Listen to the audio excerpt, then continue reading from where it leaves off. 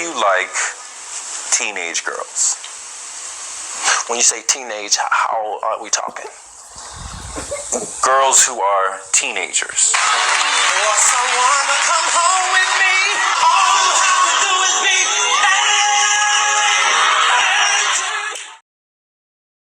Question was whether or not these women were over age. And once it was determined that they were of age when they met him, we faced a host of issues. And so, like Tim said, 3 years ago when they came in my office, after he called me, I first started to strategize, how can I help? Because legally there weren't too many options.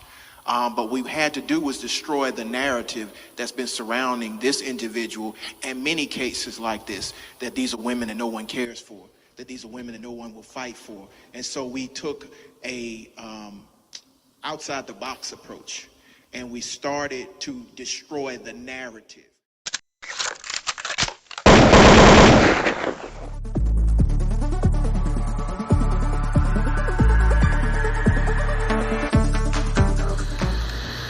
Can I with you?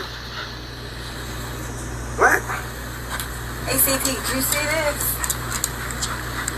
Look, if it ain't official Dana J, Levi for Kelly, Primadonnanews, I don't even want to see it. Just take the time. Look. You got some weed? Dang. Gotta get some. Alright, hurry up. These and them here, everybody here, we waiting on you. The biggest difference between me and most is I'm not trying to keep up with the trends. I like to let the information come out, receive it, and then bring you the content that I've already put out there in reflection. Now, as we await to see what this judge is going to do in regards to this motion to acquit today, let's reflect on the things that Bones Jean has insinuated in the things she put in her motion. Like, for example, this lady Cathy Carrol, who I've brought to your attention multiple times as so many people wanted to flock to people like Demetrius Smith. Clearly, there was no need in trying to bash or over-speculate what I believe these people are lying about when there's other individuals who can discredit them as a whole instead of trying to do the most. Even watching Greenberg doing his interviews, giving his so-called insight as to what he feels about what's going on, a lot of people don't want to challenge him in how I feel and people like me feel he should be disbarred for some of the things that he engaged in. But that's neither here nor there, and we'll save that for another video. But let's jump back to Cathy Carrol, who clearly can undermine the things that Tracy testified to just a few days ago. According to her, she was one of the first managers before a Barry Hankerson came into the picture. So it should give insight as to why I didn't gravitate toward the janky people that I felt should be charged for the things that they got on public platforms admitting to, instead of being granted immunity deals to come out here and corroborate other janky-ass people. But no, you had other people out here trying to give some of these accusers platforms, show they dusty-ass nipples like that was going to give them some valuable information, and people skip past, again, how a lot of people like to play with their sexuality to get what they want and then want to play dumb when shit hit the fan.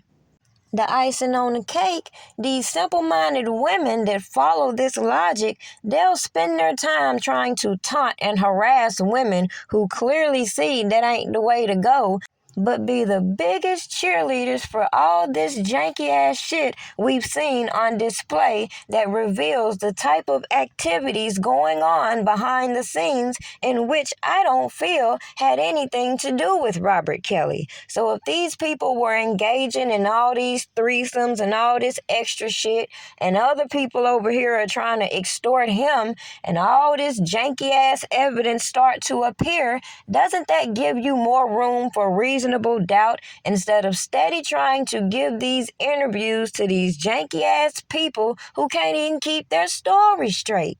Make this shit make sense. In reviewing my content, majority of everything that I put you up on game with should have gave you insight as to what I was getting around to. If you get around all these sketchy people, even the people in the industry, and all the things that they were trying to do, including recoup this so-called child porn, it should give you insight as to the hypocrisy that I have stayed consistent with in laying out the motivating factors in which a lot of these people wouldn't want to get on these platforms and tell the whole truth, but instead put all this other information out here that has led to this case. Nonetheless, the question remains, do you feel prosecutors have presented valuable information and testimonies that corroborate the janky-ass evidence that we've seen put on display, the lack of credibility that we've seen put on display, the misconduct that we have seen pushed to the back, the chain of custody that we've heard through testimony shows the reasonable doubt. The fact that even the person given the tape does not believe it was child porn says a lot. Meanwhile, the person who claims they were going to get justice through all these enablers seems to have helped the government hand out all these immunity deals so that these janky-ass people can continue to do what? Make it make sense. So in conclusion, when it comes to today's hearing and what may or may not occur, will it change the fact that we presented solid information that shows why we don't believe these accusations and the fact that the feds will use any tactics to secure a conviction, including granting all these janky-ass immunity deals to suspect individuals who they claim are committing crimes? All to soothe the public outcry that demanded that this one man be locked up. But then what? Is anybody going to press the issue for all these other people who they believe are guilty of enabling him? I think not. And as we will continue to watch, I believe all of this is necessary, as I said from day one, in order for the truth to be told in court. Now, whether people will do their research and find out what actually happened, that's on them. As we see, a lot of people like to run with what this person said, that person said, and don't like to read. Lisa Van Allen took the stand. But as our Tara Molina reports, that witness wanted to be anywhere other than the courtroom. Prosecutors disclosed Lisa Van Allen did not want to come back to court for cross-examination, and agents had to pick her up and bring her here. It's the very first thing Kelly's defense asked her about.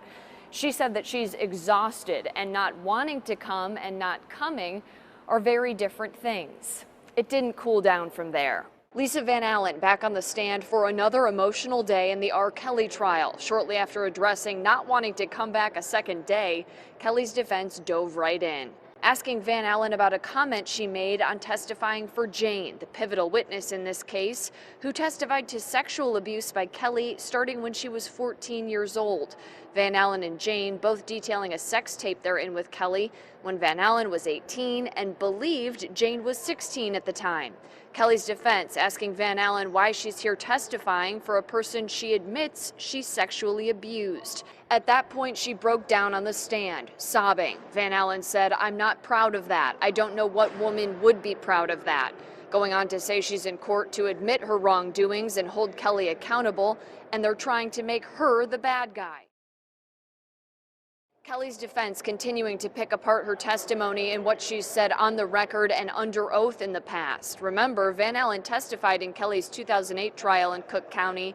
The singer was acquitted. The defense making a few reveals in their line of questioning. When questioning Van Allen about the number of threesomes she had with Kelly, Van Allen was asked about a statement she made on feeling she owed them to Kelly because of sexual abuse he suffered as a child, something Van Allen said they bonded over. Also learning in questioning, Van Allen and Keith Morrell had an intimate relationship. Van Allen sent the sex tape of herself, Jane, and Kelly to Morell to hold on to after taking it from Kelly. And the two were ultimately polygraphed and paid by Kelly and his team to get the tape back before the 2008 trial.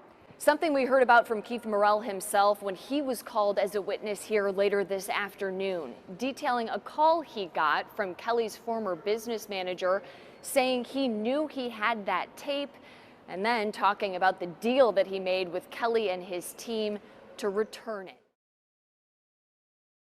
Gotham City.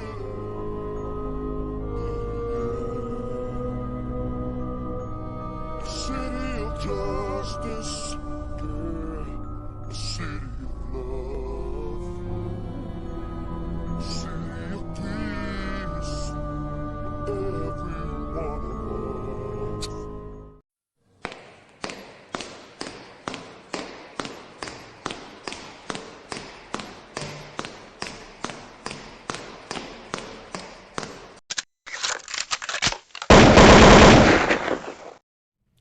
I want to send a message to the enablers of Mr. Kelly, to the agents and the managers and the attorneys and the others who stood idly by and looked the other way and turned a blind eye while teenage girls were sexually assaulted for over 2 decades.